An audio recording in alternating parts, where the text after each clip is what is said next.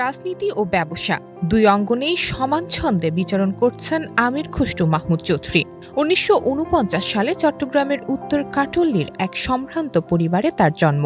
তার পিতা মরহুম আলহাজ মাহমুদুন নবী চৌধুরী ছিলেন যুক্তফ্রন্ট সরকারের গণযোগাযোগ মন্ত্রী এবং পূর্ব পাকিস্তান আইন পরিষদের সদস্য।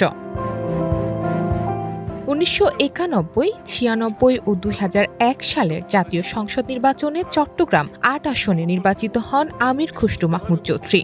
২০০১ থেকে ২০০৪ সাল পর্যন্ত বেগম খালেদা জিয়ার মন্ত্রিসভায় বাণিজ্য মন্ত্রীর দায়িত্ব পালন করেন। এর মধ্যে কেটে গেছে বিএনপির ক্ষমতা হারানোর ২০ বছর। দলটি ক্ষমতায় এসে এবার অর্থমন্ত্রীর দায়িত্ব দেন আমির খুসরু মাহমুদ চৌধুরীর কাঁধে। এখান থেকে বেরিয়ে আসা কঠিন অবস্থা।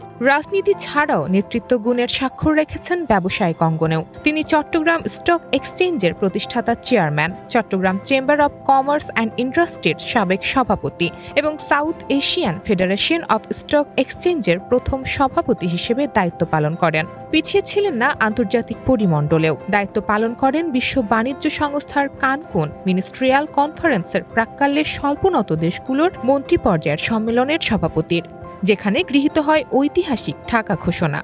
সিদ্ধান্ত নিতে হবে, অনেকগুলো মেজার নেব যেগুলো জনপ্রিয় নাও হতে পারে।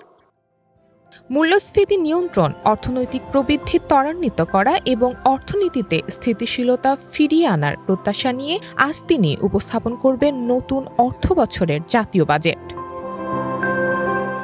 শবনাথ স্মৃতি, ওয়ান নিউজ, ঢাকা।